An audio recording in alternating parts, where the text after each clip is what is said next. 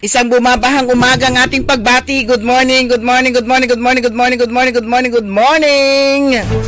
Magandang umaga po sa inyo lahat. Araw po ngayon ng Biyernes at ngayon ay September 26, 2025. At oras na po ang ating programang Todo Balita at Komentaryo. As usual, sa loob na isang oras, ihatid namin sa inyo mga balita sa ating bansa sa ibahin dagat. Ganyan po pagtalakay natin sa ating mga lokal na balita. Ang inyo pong tagapagbalita ko po si Susan Valdez Siadaw. Dumakan na tayo sa ating mga headlines, sa ating balitang pambansa. Bersamin, minuso sa 15% kickback. Todo Balita. COA nagpalusot sa mga ghost projects. Todo Balita.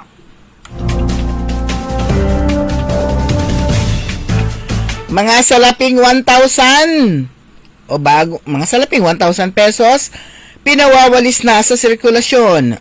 Todo Balita. Sa ating balita sa ibahin dagat, cable car bumulusok, 7 monghe patay. Todo Balita.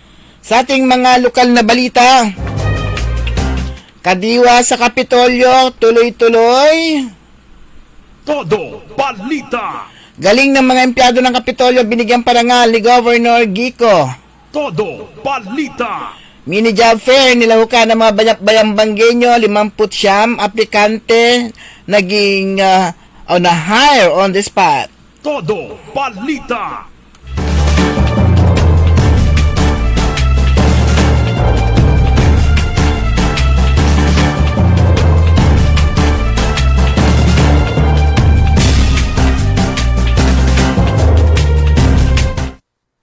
Balitang sports, pagban sa media ni Tatsu Zara, kinundi na ng Senate at ng Press Club.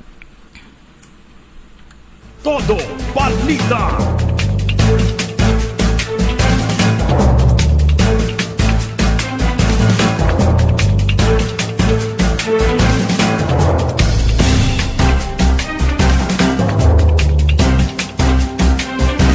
At ngayon, sa detalye na ating mga balita,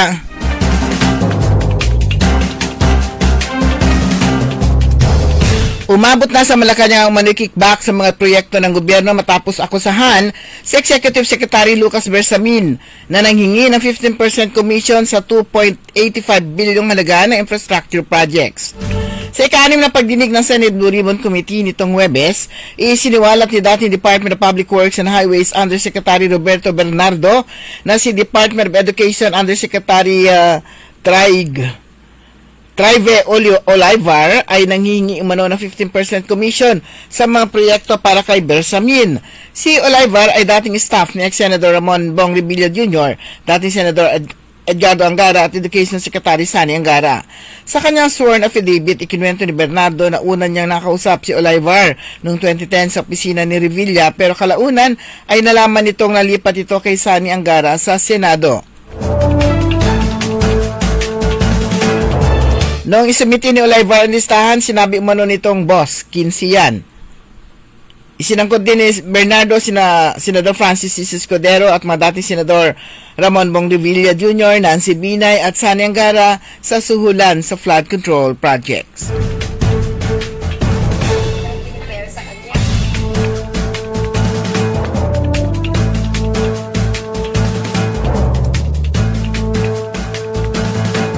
Samantala, ginisa sa Senado ang mga opisyal ng Commission on Audit o COA dahil sa kabiguan nilang matumbok ang katiwalian sa mga flood control project. Ayon kay Senator Sherwin Gatchalian, kung ginawa lamang ng COA ang kanilang trabaho ay napigilan sana ang mga ghost project sa Bulacan First District Engineering Office.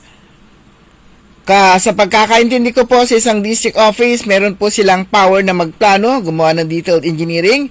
Sila na rin nagpapabid, sila na rin po nag-inspect at nagbabayad, ani Gatchalian. Tinukoy na senador ang proyekto na 46% nang nagawa. 2 araw matapos lumabas ang notice to proceed at 89% na kompleto makalipas lamang ang 86 na araw. Depensa naman ni COA Auditor Tracy Ann Sonico, hindi nagsusumiti ng DEO o ang DEO ng disbursement vouchers at dagdag na dokumento kaya notice of disallowance lamang ang inisyo ng auditor.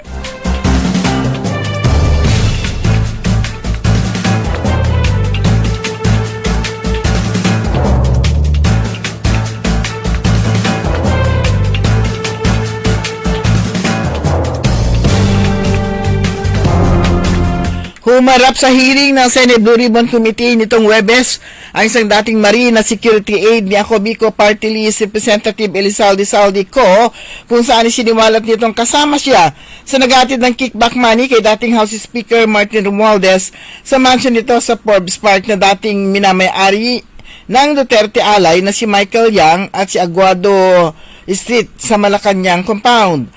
Ayon kay Orly Regala Gutesa, sumasama siya sa pagdi-deliver ni CIS Party List Representative Eric Yap ng pera sa bahay ni Representative Ko, dating chairman ng House Committee on Appropriations at Romualdez.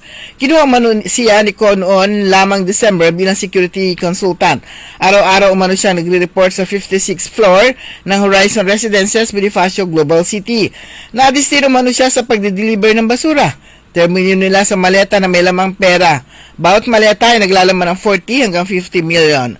Ang may staff ni Ko na sina John Paul Estrada at Mark Texay ang tagabilang ng pera. May isang pagkakataon na nag-deliver sila ng 2.3 bilyong pesos cash.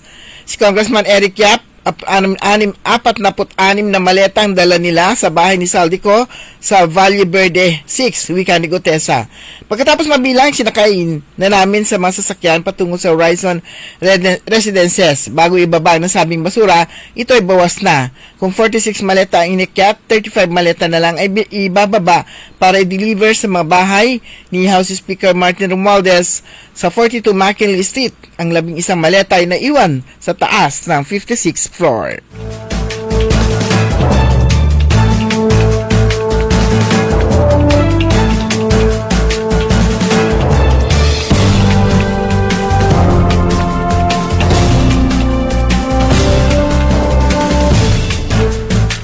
Inirekomenda ni dating Finance Secretary Cesar Purisima na tanggalin sa sirkulasyon ang 1,000 peso bill upang hindi magamit sa korupsyon sa mga proyekto ng gobyerno.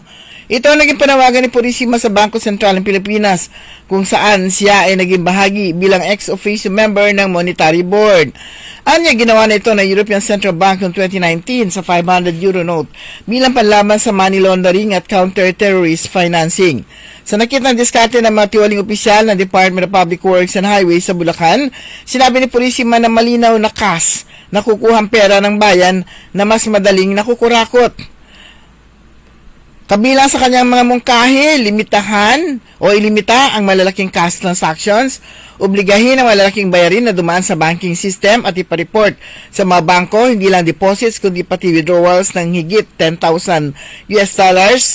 Gaya sa US, kamakailan ipinagbawal na ng BSP ang pag-withdraw ng cash na lalampas sa 500,000 pesos.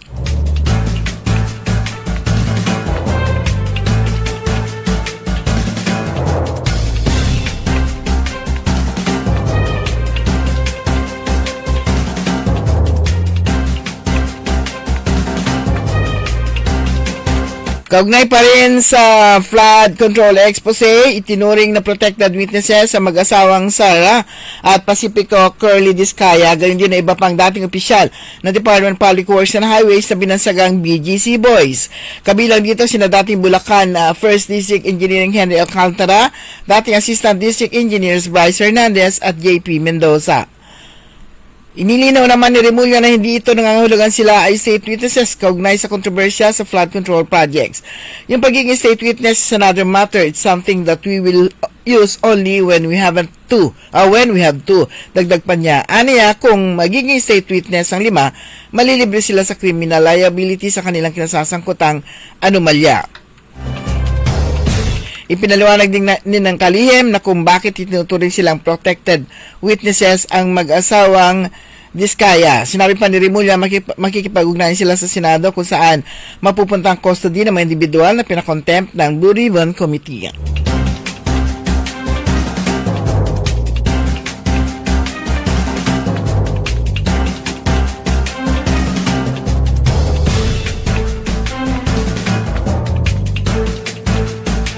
Sa ating balita sa ibayong dagat, 7 Buddhist monk, kabilang ang 3 dayuhan ang nasawi matapos mahulog ang sinasakyan nilang cable-pulled rail car sa isang bundok sa hilagang kalurang bahagi ng Sri Lanka noong Miyerkules ng gabi. Ayon sa investigasyon, siksikan ng mga biktima sa malit na cabin habang papunta sa meditation unit sa tuktok ng bundok sa loob ng Uyana Forest Monastery nitong Miyerkules ng gabi. Sa kabuang 13 monghe na sakay, 2 nakaligtas na may bagyang sugat habang 4 pa ang nasa kritikal na kondisyon. Kabilang sa mga namatay ang mga monghe mula India, Russia at Romania. Batay sa paunang ulat, naputol umano ang kable na humihila sa rail car dahil ano pang bumulusok ito na mabilis pababa ng bundok bago tuluyang lumihis sa riles at bumangga sa puno.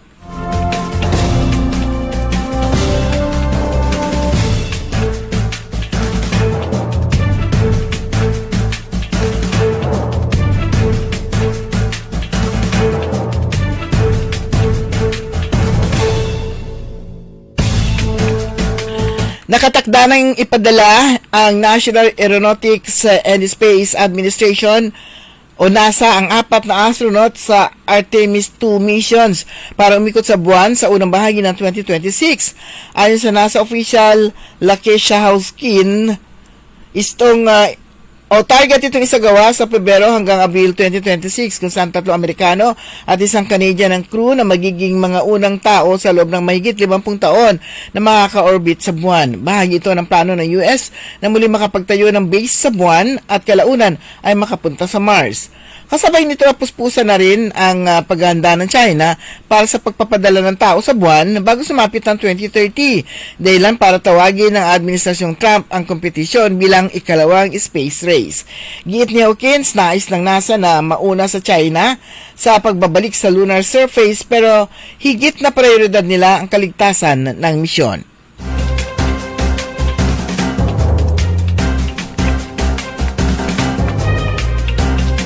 Sa ating balitang lokal, tuloy-tuloy ang kadiwa sa Kapitolyo sa Capitol Grounds sa Lingayen na naglalayong maghatid ng mura at sariwang mga bilihin para sa mga mamamayan. Kahapon, September 25, bukod sa mga produktong direkta mula sa mga magsasaka na binebenta tulad ng mga gulay, fresh milk, mga daing, delicacies tulad ng mga banana chips, fresh milk, mga prutas at marami pang iba, agaw pansin ng 20 pesos per kilo na bigas bilang tugon ng pamalang lokal ng lalawigan sa pangunguna ni Governor Ramon Gico III. Sa programa ng Administrasyong Marcos, nasa 300 na sakong bigas ang ipinagbili sa pinakamurang halagang 20,000 kada kilo at 20 pesos kada kilo para sa mga senior citizens, 4Ps, solo parents at mga PWDs. Bagamat ang maximum na papayagang mabili ng bawat benepisyaryo ay hanggang 10 kilo lamang. Sa ngayon, umaabot na sa 21 na kalahok ang regular na nagtitinda sa kadiwa sa Kapitolyo tuwing ika-10 at ika-25 na petsa kada buwan. Binigyang pugay at kinilala ni Governor Ramon Gico III ang galing ng mga empleyado ng Kapitolyo sa Governor Awards and Recognition sa Season Auditorium noong September 24 bilang highlight sa ika-25th Civil Service Anniversary. Ang galing, talento at dedikasyon ng mahigit 300 empleyado sa paglilingkod sa kapwa Pangasinense na pangunahing taglay ng mga kinilalang empleyado ang naging basihan sa pagbibigay pugay sa kanila ng lalawigan. Personal na pinasalamatan at binati ni Governor Gico III ang mga ito at sa kanilang katapatan sa paglilingkod sa taong bayan. Tumanggap ng tig 5,000 piso bilang incentive ang mga empleyadong naglilingkod ng nasa 20 to 40 years kasama ang paggawad ng certificate. Samantala nabigyan ng bag at jacket ang mga naglilingkod na mula 15 hanggang 25 years. Bago nito, nagkaroon ng ilang aktibidad tulad ng Dunong Employee Competency and Skills Tournament Quiz B, Debate 2025, Mobile Photography, Tagisan sa Public Speaking, Extemporaneous Speech, Skills Training Competition for Organizational Team Members, Cookfest at P-Pop Dance Competition. Umaasa ang gobernador na ipagpapatuloy ang mga empleyado o ng mga empleyadong kanilang walang sawang pagbibigay ng maayos na serbisyo, tapat na trabaho sa bayan. Sa karagdagang balita, aktibong nakibahagi ang mga bayambanggenyo sa isinagawang mini job fair ng Public Employment Service Office ngayong kahapon September 25 sa Balon Bayangbang Event Center kung saan umabot sa 59 aplikante ang hired on the spots out of 171 registrants. Iba't ibang industriya at larangan na nagbukas ng oportunidad kabilang ang food service at retail, logistics at delivery, production at quality control, human resources at administration, sales at marketing, education at kalusugan, pati na rin ang iba't ibang technical at suportang serbisyo. Ayon sa PESO, layunin ang aktibidad nito na patuloy na magbukas ng oportunidad para sa managhanap ng trabaho at palakasin ang kabuhayan ng mga residente. Sa kolaborasyon ng Office of Special Economic Enterprises, tinulungan ng GCash sa mga nanininda o manininda sa pampublikong palengke at mga tricycle driver na magkaroon ng paleng QR codes na magagamit nila upang tumanggap ng digital payment mula sa kanilang mga mamimili noong September 25, 2025. Ang mga QR code ay magagamit ng kanilang mga customer upang magbayad, hindi lamang gamit ang GCash, kundi kahit na anong digital payment na kasama sa Paleng QR PH program. Ang Paleng QR PH program ay programa ng Bangko Sentral ng Pilipinas at ng Department of Interior and Local Government upang palaganapin ang cashless transactions kasama ang mga pang-ordinaryong transaksyon ng bawat mamamayan. Ang paggamit din ng Paleng QR code o Paleng QR PH ay naaayon din sa vision ng bayan na maging isang smart town gamit ang mga teknolohiyang tumutulong na mapadali ang mga transaksyon sa lokal na pamahalaan at sa pribadong establishmento.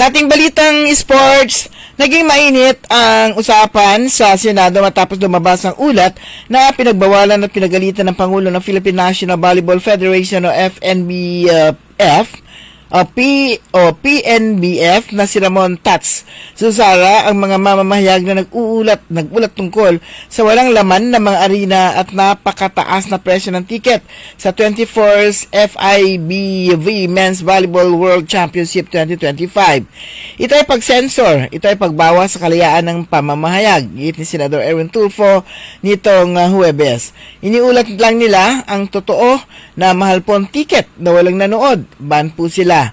Dapat po managot ang mga tao nasa likod ng paghaharang sa mga kapatid natin na nasa media. Si Susara na dati nagsilbing Chief Operating Officer ng Organizing Committee ng 2019 SEA Games, isang pag-host na sinira ng mga kontrobersya sa logistics, hindi natapos ng mga venue, paggastos, kabilang 50 milyon kaldero at iba pang mga pagkakamali na nakakuha ng pandaigdigang atensyon. Binatikos din ni Tulfo ang PNBF dahil pinayagan nito ang One Times Bet, isang online gambling platform na walang lisensya na mag-advertise sa torneo. Illegal po ito. Bawal. Anya, ipinapadala ba natin sa ating mga kabataan na mensahe? Nakatanggap-tanggap ang legal na sugal? Basta may pera? Nagreklamo matagahangan ng presyo ng tiket na nakakalaga ng 1,500 to 14,000 na sinabi ni Tulfo na nagpalayo sa mga ordinaryong estudyante at mga mahilig sa volleyball. Hindi ito pagsasama, ito ay pagbubuklod. Ang sports ay para lang sa mayayaman, aniya. Sumayan niyo kabuuan ang ating newscast sa ating todo balita at komentaryo.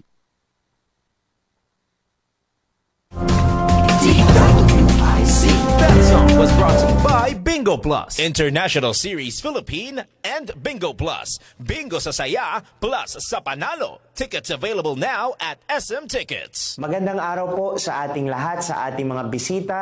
Inaanyayahan ko po kayo sa aming lungsod ng Alaminos para po mabisita at ma-experience ang ating mas pinagandang 100 Islands.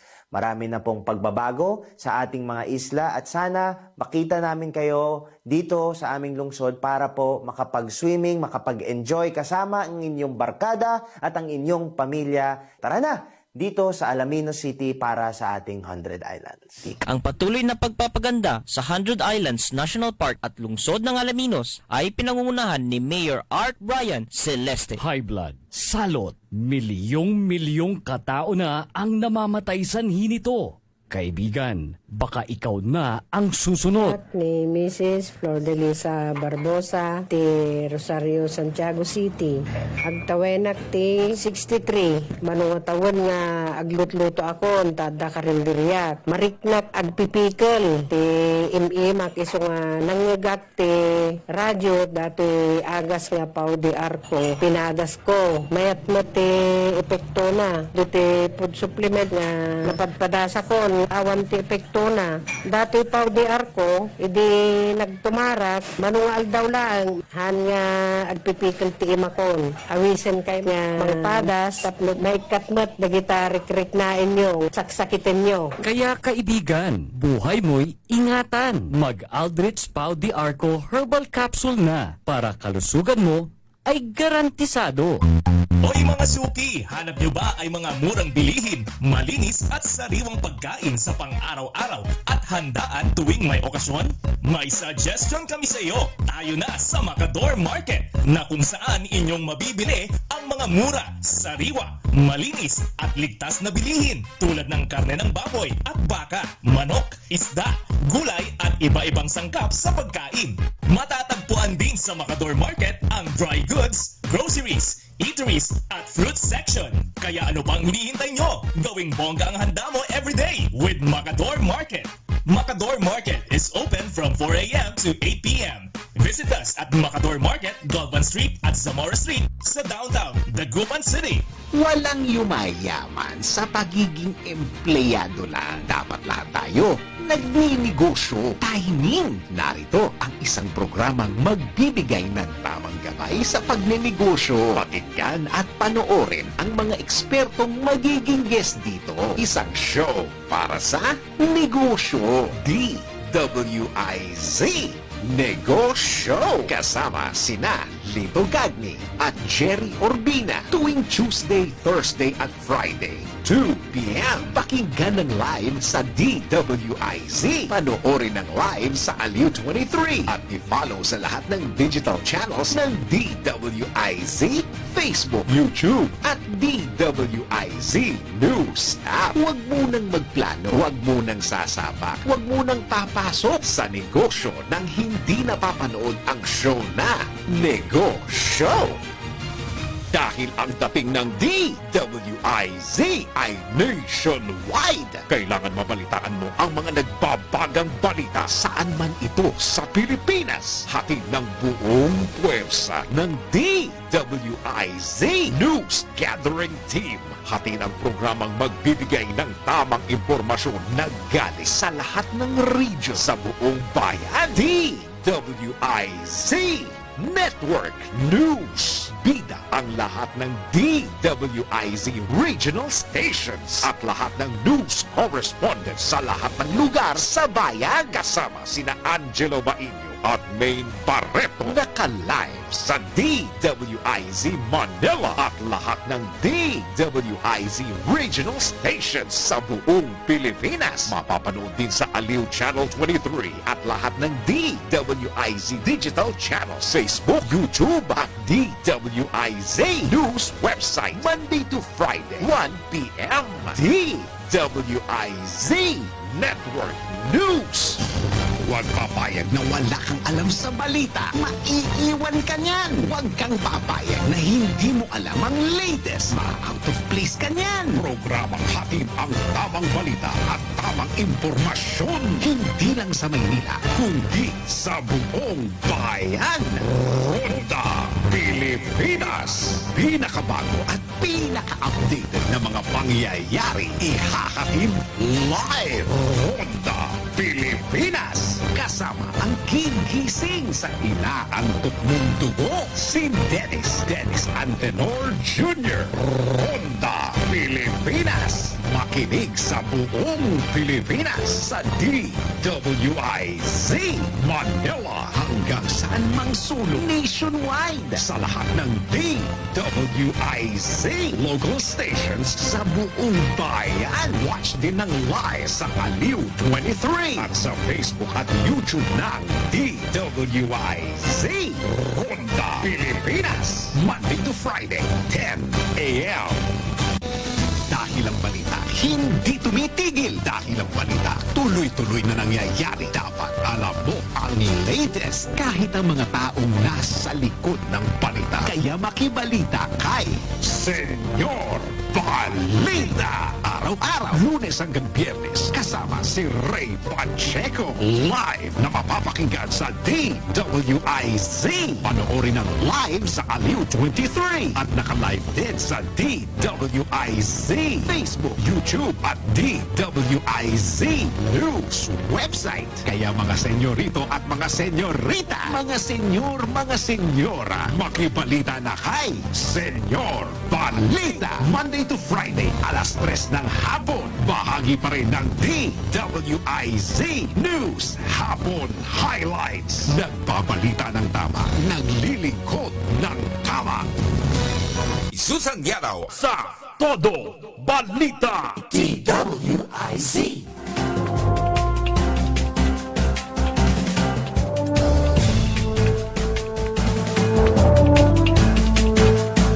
Okay mga kaibigan, ganap na po alas 5:32. Welcome po sa kalambahagi nating programang Todo Balita at Komentaryo. Yung pong tagapagbalita, ako po si Susan Valdez Yadaw. Kantabay po natin sa technical side si Ka Eli Garcia. Yes, bahang-baha pa rin sa Rizal. Tanong sa atin ka Aaron Liway. Mamaya alas 6 siya ng umaga. Okay, good news! Ayan good news muna tayo kasi umaga-umaga. Kahapon hindi ako talaga purposely ganun palusot. Hindi ako pumasok kasi nga alam ko talaga mataas ang tubig dito po sa Rizal. Kaya lang, wala kang choice.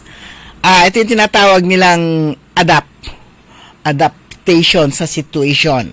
Ayan. So, dahil wala kang choice, di kailangan ka pumasok. Kung hindi, maghintay na naman ako ng 2 weeks bago ito bumaba. Hopefully, hindi naman. Ang good news po natin, si Opong. Taka. Good news ba to? Sandali ha. Mali yata yung nabasa ko. Ayon sa Pag-asa, sa ganap na alas 8 ng gabi, kagabi to. Ayan. Ito yun. Yung sabi ko na nga ayon sa Pag-asa, wala. Humina na si Opong. Yun ang good news ko. Ayan. Opong has weakened into severe tropical storm. Ayan. Wala nang ano na lang yan, wala na tayong signal, kasi kapon signal, di ba? Tayo, kung signal number 1 lang, okay lang. Ang nakakabahala kasi, hindi pa nga bumababa yung baha. Dito po sa siyudad ng Dagupan, saka sa mga kalapit bayan. Pero, yun, kaya wala pa rin pasok. Ito na yata yung longest days na walang pasok. Imagine, sis Lunis yun, Ka Eli? Yan, kasama nga pala si Ka Eli Garcia. Sis Lunis yung walang pasok, di ba? Tama. Oo, tama yun. Ngayong Biyernes, wala pa rin pasok. So, yung pero sa may ibang lugar meron, dito sa Dagupan, syempre, walang pasok. Sino nang papasok dyan? Tadulap. Hindi ka nga makapasok sa palengke. Papasok ka pa sa, sa may school. Yes, Karoliway, baha pa rin sa Rizal. Pero mas malalim noong, hindi siya kalaliman. Ganon. Yung mga tricycle, meron nagde-dare na pumasok. Pero ayaw nung iba. Yan. Pero malalim. Malalim. Ano ba yun? Hindi ko lang sabihin ko. Okay, good morning. Nabasa nyo. Oo, may nabasa ako. Ayan. Good morning. Pero meron akong nabasa. Alam po ninyo yung merong inilabas si Attorney Alvin Fernandez napaka-informative nitong kanyang inilabas na actually siya yung nakatutok talagang tinututukan niya dahil unang-una affected din siya. Affected din siya. At saka siguro na feel niya ito yung kanyang advocacy na dahil sinimulan niya na meron nakita niya yung kasi nga kung magugunita po ninyo nito po mga nakalipas na araw naglabas sa kanyang Facebook page si Mayor Belen Fernandez ng mga dahilan. Sabi niya, sagot. Nababahan Dagupan, sige sagutin natin. Sabi niya, una-una, halos ma-memorize ko na yun. Cat's Basin, marami tayong mga estero, mga tributaries, ilog na papunta lahat sa dagat. Affected tayo ng climate change, pati ang high tide, low tide. Ano pa ba yung dahilan? Medyo marami yun tsaka bata pa raw tayo noon, talagang binabaha na po ang Dagupan, may mga ganon na mga deklarasyon, pero yun yung mga dahilan. Walang kasunod yun na deklarasyon ng konkretong solusyon para nga ma-resolve yung nito, itong pagbaha po dito sa Dagupan. Ito, babasahin po natin yung post ni Attorney Alvin Fernandez. At alam niyo, natuwa ako nakakita kasi ngayon ko lang na-imagine dahil matagal ko naririnig yung bunganga ng ilog at delta. Yan, pero hindi ko siya ma-imagine. Ang ini-imagine ko, parang kumbaga sa drainage size lang yung dadaanan ng tubig palabas. Yun nga pala. Tapos ito, sabi niya, win-win for Dagupan at ibang bayan. Dagupan as Cat's Basin. Sabi niya, pero unahin ko muna bago ko basahin, mahaba-haba to Pinakita niya yung picture dito sa kanya, napakahabang explanation. Yun, may nagpadala sa kanya ng mga picture, hindi sa kanya. Nagpasalamat siya sa anonymous na nagpadala ng malitrato. Ito yung Pugaro sa Bangan, Bunuan, Gusut. Yung mouth of the river exiting Lingen Gulf. Ayan, ito rin yung lagi natin narinig ito, yung bunganga ng ilog na kailangan i-dredge para mabilis tuloy-tuloy yung paglabas ng tubig o pagdaloy ng tubig. Ay itong pinakita rito yung picture, hindi ko alam kung saan eksaktong location nito mga to.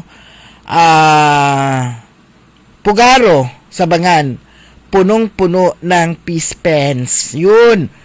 Meron tayong nabasa doon sa mga doon sa comments nung mga sumagot doon sa post ni Mayor Belen Fernandez. Ang sinasabi nga nila, i-dredge nyo pong ilog, mababaw ang ilog. So, yun, yung mga nakikita nilang mga reason. Tapos, meron nagsabi na peace pens.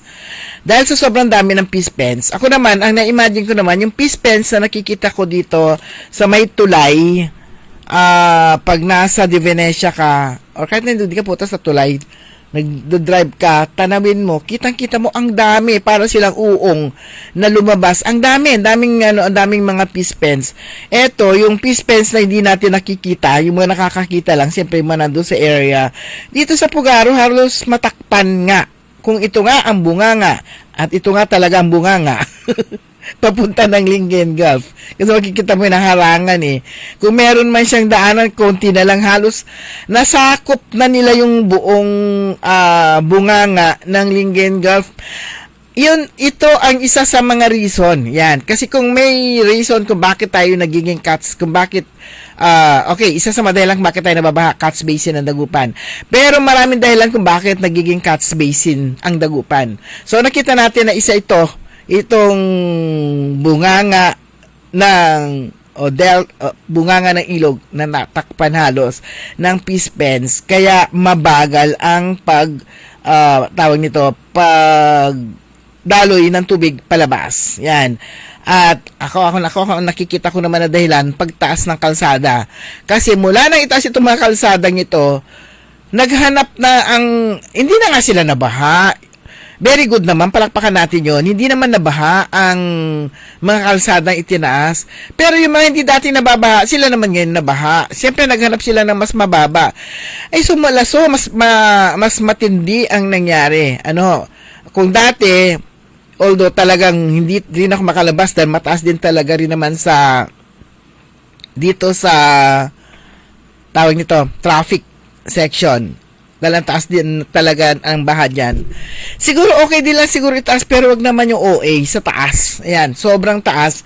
Na parang sila naman ngayon yung naging, kumbaga sa parang hinaharang din nila yung pagdaloy ng tubig. Kasi ngayon lang po nangyari na umabot ng 12 araw. Although nangyari na rin po noon, during, anong taon ba yon? Magbilang tayo, ilang taon na ba si Mayor? 1, 2, 3, 1, 2, 3, 4 years. Plus 3, 7 years ago. Ayan, 7 years ago, nasubukan na rin po natin yung ang tagal po ng baha. Sino ba yung mayor nun? Sige, isipin nyo, kung 7 years ago, kung sino yung mayor nun. 9 days. Ang tagal din ng baha noon. Pero hindi dito sa Rizal. Doon, sa, yung mga binabang bahagi po, yan, sa YMCA, sa traffic area, traffic ang tawag natin dyan eh. Doon sa dinadaanan namin papuntang Tambak, sa intersection. At, doon lang naman eh. Tapos, hindi nga gaanong binabaha dito sa downtown area nun. Meron man konti lang. Unlike ngayon, hindi na makapasok yung mga nagtitinda. Dito na lang sila sa Star Plaza. So ngayon, yung ating mga kababayan, kapag gusto nyo mamalengke ng mga gulay, andyan po sila ngayon sa Star Plaza. Yan. Yung na sila dyan. Balibali lay pwesto da dita, nakalatag lara ditan. Pero, ayan, yung mga naniningil, alagar nyo lang may mantitiket. Walang holiday sa paniningil. Kasi nung tayo nung last, na-interview po natin sila. Ewan ko kung hanggang ngayon, ganun pa rin. Na-interview natin sila nung last na baha, July lang yun eh. Na umabot po siya ng 12 days. Yan, 12 days tayong lumulusong dito araw-araw. Kaya yung mga ugat ko dito, lalong, yung mga ugat ko sa legs, lalong silang lumobo, lalong dumami. Sus, Ginoo. Parang mangangailangan na naman tayo ngayon ng ano na ba yung gamot na iniinom para makaiwas tayo sa leptospirosis. Yan, kailangan na naman uminom ng gamot na gano'n dahil araw-araw na naman tayo lulusong sa baha. Yun nga po yung sinasabi natin noon. Ito yung mga reasons kung bakit, yan sabi nga, Catch Basin ng Dagupan. Kasi dito lahat, ibig sabihin kasi na Catch Basin, siguro ni Mayor, dito lahat ang bagsak ng tubig, baha na nanggagaling po sa taas, dumadaan sa Ordaneta, Santa Barbara, Kalasyaw. Although yung tubig na yun, hindi rin yung pag-aari ng Kalasyaw eh. Nakidaan din lang naman sila sa Kalasyaw. Hindi yung tubig na inipon ni Kalasyaw o ni Santa Barbara o ni Ordaneta na pumunta po ng Dagupan. Nanggaling po yun sa main. Kaya nanggaling sa, kung saan man siya nanggaling. Sa taas, siyempre umulan. Umulan. Tapos saan niya bumagsak, hinahanap niya yung pinakamababang area. Yon. So, dito po sa Dagupan nga. Kaya, Catch Basin, sasaluhin po niya lahat. Pero hindi ibig sabihin na sasaluhin niya. Kasi mayroon pa eh. Sasaluhin lahat ni Lingayen Gulf ang sasalo. Ang pinaka-end, Lingayen Gulf. Diyan lahat pupunta ang tubig. Ibig sabihin ng Catch Basin, pinakahuling tawag nito, land area. Kasi sa Lingayen, sa dagat na yung punta niya. Yon. So, kaya naging Catch Basin lalo. Talaga naging Catch Basin na kasi nga, nasarahan na talagang yung tubig.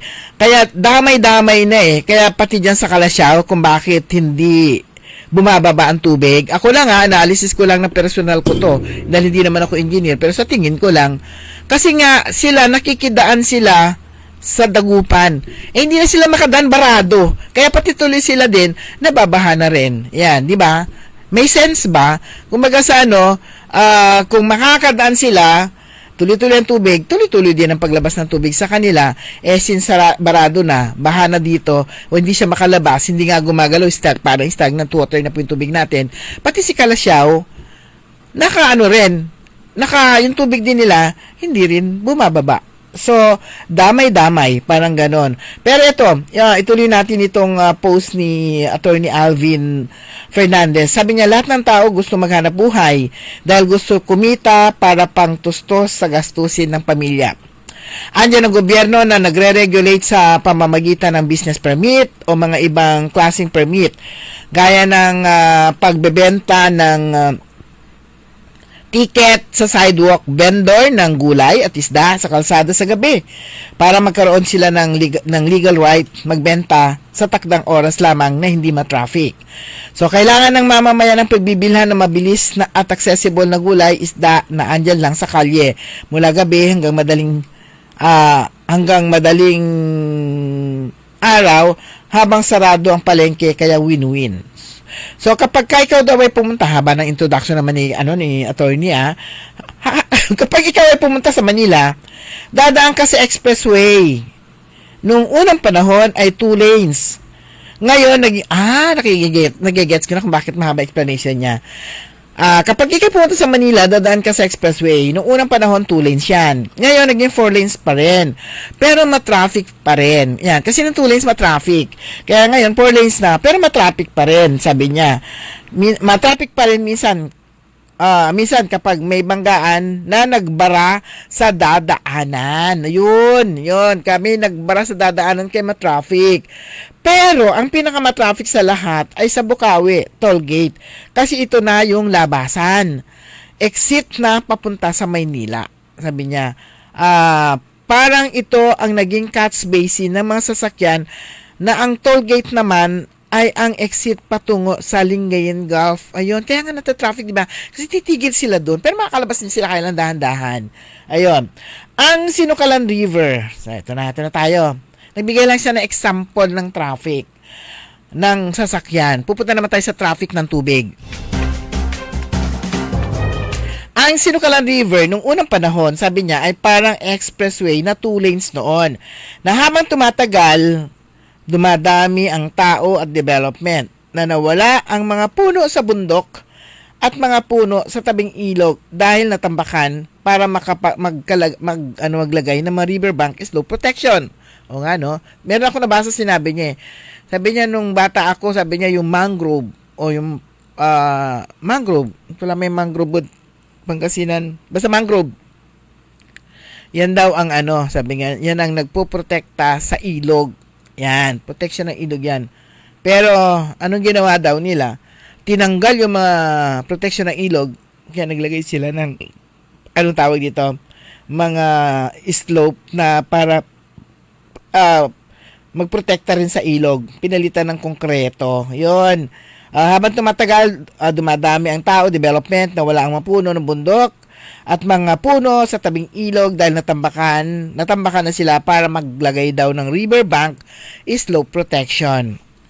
Ang naging problema, tinambakan na kadalasan ang gilid o riverbank ng ilog. Pero, ang expressway na Sinukalan River na dating 2 lanes ay naging 1 lane dahil bumabaw na ng husto. Yun, naging 1 lane na siya.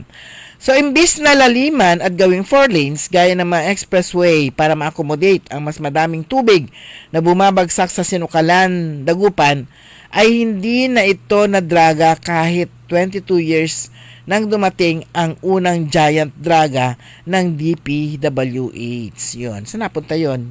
Yung giant draga daw ng DPWH. On and off ang dredging operation sa Pantal-Calmay River. Salamat at 5 na ngayon ang dredging machines ng DPWH sa Dagupan. Siguro, kaya pala umaapaw ang ilog, hindi niya kaya ang volume ng tubig, halintulad sa dami ng sasakyan sa expressway. Dapat pala, mas inuna na laliman ng ilog, halintulad sa pagiging 4 lanes sa expressway to accommodate more water passing through Dagupan as the catch basin going out of Lingayen Gulf. Noon, ang toll gate palabas ng Maynila ay parang 4 na booth, sabi niya. Pero ngayon, sobrang dami na ngayon ng toll gate booth para makalabas agad ang mga sasakyan. Dahil napapansin na kapag konti lang ang toll gate booth, ay nagbi-build up ang sasakyan at minsan nagiging sobrang haba na abutin ka pa minsan ng 30 minutes para ka makalabas sa toll gate. Ang toll gate po ay ang Pantal-Calmay River na palabas sa mouth of the river to the sea. Sa gitna ng Pugaro at Sabangan, Bunuan, Gusot na dapat ay lakihan sa pamamagitan ng pagpapalalim at pagpapaluwag sa daluyan palabas sa Lingen Gulf. Ayun. Sa expressway, kapag konti lang, talagang laging kasama yung explanation nito sa pagpapaliwanag niya yung expressway. Sa expressway, kapag konti lang ang dumadaan, ay sinasara ang ibang toll gate booth na kahit 3 lang ang buksan, ay kayang-kaya pa rin accommodate ang mga dumadaan na lalabas. Kapag hindi peak hour or rush hour or busiest hour na konti lang dadaan sa sakyan. Ayan po. Nalay ko na foundation ng gusto kong sabihin. Sabi niya. Food security is important. Dagupan City is the bangus capital of the world. Importante ang fish pen sa Dagupan dahil ang bulk ng production ay galing na sa fish pens. Malaki ang utang na loob natin sa mga bangus growers natin dahil sila ang dahilan kung bakit tayo sentro ng bangus sa norte na inaabangan ng mga Pilipino sa mapalengke sa Maynila. So kailangan natin sila, we need them and they need the government support for fish pen and fish pen operators to be sustainable. So ang mga fish pen sa Dagupan ay parang mga sidewalk vendors nasa government road, nakapwesto sa gabi na wala na halos traffic at regulated sila ng syudad. So dahil malaki ang tulong nila sa mamamayan, kaya isang sistema din na kapag baha season ay magkaroon ng time to heal and cleanse the ilog para maalis ang mga naipon na dumi ng isda from massive feed consumption para maging fresh at mas mabilis lumaki ulit ang bangus sa open season of fish pen operations. Ganda ng niya. Kumbaga sa ang resolve niya rito yung dumi ng ilog para maging mas mabilis lumaki yung mga bangus at saka para mas mabilis nga na makalabas yung tubig palabas po ng Dagupan para hindi na siya catch basin. Ayan. So, win-win sa nature, win-win sa tubig baha mula sa mga bayan na dinadaanan ng Sinukalan River na umaasa sa mabilis makalabas ang baha sa dagat para maiwasan ang overflow o pag-apaw ng ilog. Dahil sa traffic sa toll gate booth. Ayan, ang toll gate nga natin dito, ayan nga daw sa Pugaro. Sa Dagupan, sa catch basin, tama po sinabi ni Mayor na mag-dredging. Pero sa sunod-sunod na pag-apaw ng Ilog Sinukalan, kahit may halos 2 bilyon na flood control na nagawa ang ating legislator, baka pwede po maging priority. Yan, parang panawagan niya to sa ating legislator. Kasi may halos 2 billion na daw yung flood control dito sa Dagupan. Pero ganun pa rin. Dahil itong typhoon Nando na taplis lang ang Dagupan. Taplis lang hindi to sentro. At hindi kagaya ng July na massive rain ng 3 typhoons. Grabe po ang baha sa mga barangay along Sinukalan River dahil sa pag-apaw nito na nagpapakita na talagang ang babaw na ng ilog. So kailangan, we need to support our local government sa mga programa nito at nakikita naman po ang sipag ni Mayor, sabi ni attorney. Sana po makabili ang syudad ng mga barge, pang-excavator para madraga na ang Sinukalan River para maiwasan na ang massive loss to damage property and loss of opportunity to earn dahil sa baha. Kaya ng Dagupan. Bilyon ang pondo po ng Dagupan. So sabi niya, salamat sa anonymous na nagpadala ng mga litrato. Ang ang linaw. Tama nga naman. Pero isa lang yun sa mga solusyon na nakikita po na actually plano nga pong gawin ito ni Governor Gico. Ongoing na po yung kanyang pakikipag-usap sa mga LGU. Ang Kalasyaw, meron na raw ang Kalasyaw nagbigay na siya ng proposal kay Governor Gico kung paano kung ano yung gusto nilang gawin na pagdraga, kung ano yung uunahin. Yan, siguro di natin alam kung ano yung proposal niya, pero for approval at pinag-aaralan na ito ng provincial government. Kasi ang provincial government, sila yung may kausap. Merong Kamoa, MOU, whatever, na gagawa, magdadraga ng libre dito po sa kailugan ng Pangasinan. Pero ang hangad lang nila yung silt, yung dumi. Yun yung kanilang kukunin, dumi ng ilog, ng mga ilog ng Pangasinan. So hindi dagat kasi iba sinasabi po nila dagat ang i-dredge para daw makapag black sand mining. Hindi po dagat kundi river rehabilitation. Yung mga rivers ang i-rehabilitate nila, idadraga para lumuwag, lumalim, para mas mabilis kasi nga ang baha hindi lang naman talaga naman dito sa Dagupan kundi buong Pangasinan. Kaya lang dito sa Dagupan naha-highlight lang dahil ang tagal. Yan, stationary. Umabot ba naman 12 araw, tuyo na lahat ng bayan pero sa atin baha pa rin. Kaya ito dapat nagbilang ka na Eli. Kailan nagsimula yung baha? Lunes o Linggo? Ha?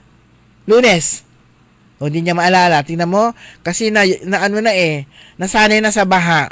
Parang part na ng buhay. Dito, part na ng buhay dito sa Dagupan. Kaya hindi niya alam kung kailan lang yung baha. Lunes o Linggo?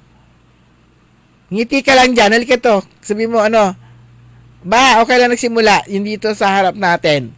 Kasi ako binilang ko talaga nung last July, 12 days yung 12 days yung baha. Kulang lang ng 2 araw para maging 2 weeks. Yan. So, kung mag-start tayo magbilang, Linggo. Third day na ngayon. So, imarkahan mo doon sa kalendaryo natin para alam natin at hindi tayo magkamali. Kasi ako talaga tandang-tanda ko kasi nagbibilang ako Ika-6 day na ngayon, ika-7 day na ngayon. Kung maalala nyo, ako noon gumawa ako ng documentary ko every morning. Dinodocument ko yung baha dito sa yung dadaanan ko lang naman. Ayan. So, ako nag-start siya ng Linggo, sure ka? Anong araw na ba ngayon?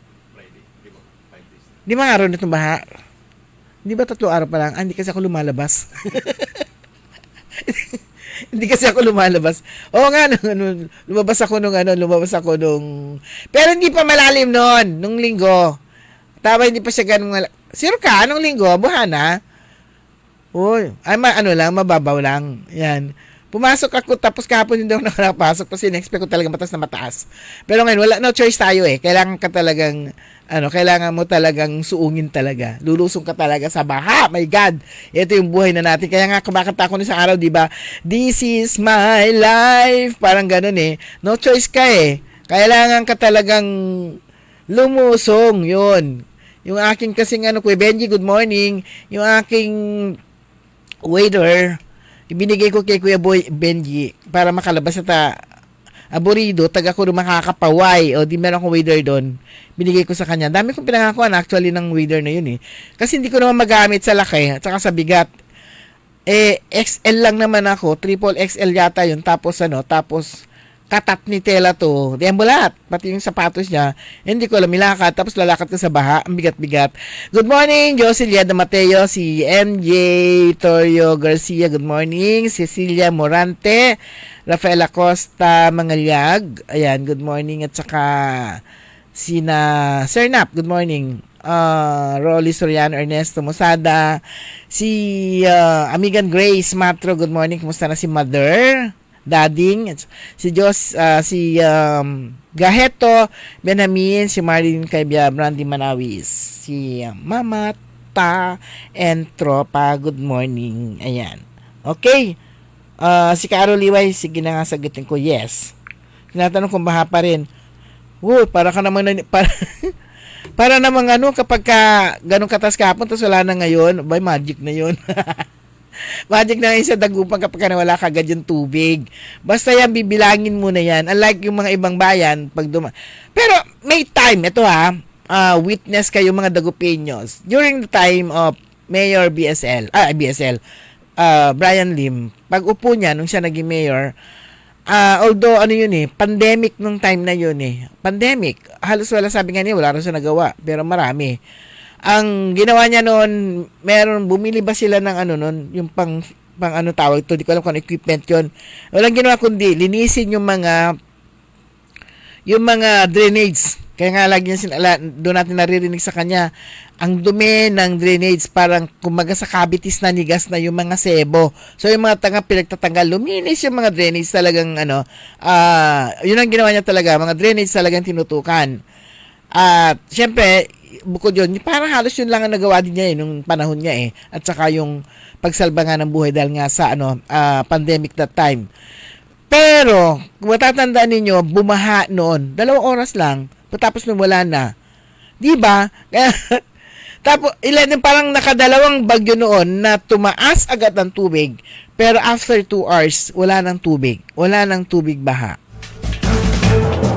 Ayan, hindi ko itinataas ang pangalan ni Mayor Brian. Ang inaalala ko lang situation noon dahil nga sa araw-araw po tayo nagtatrabaho, araw-araw ka lalabas. Yung maaalala mo kung ano yung mga experience mo. Yan, kasi sabi ko nga kailan nga ba bago nga itinaas itong mga kalsada dito sa yung matataas na kalsada na OA ang taas, bumabaha dyan, hirap tayo talaga makadaan din dyan sa traffic.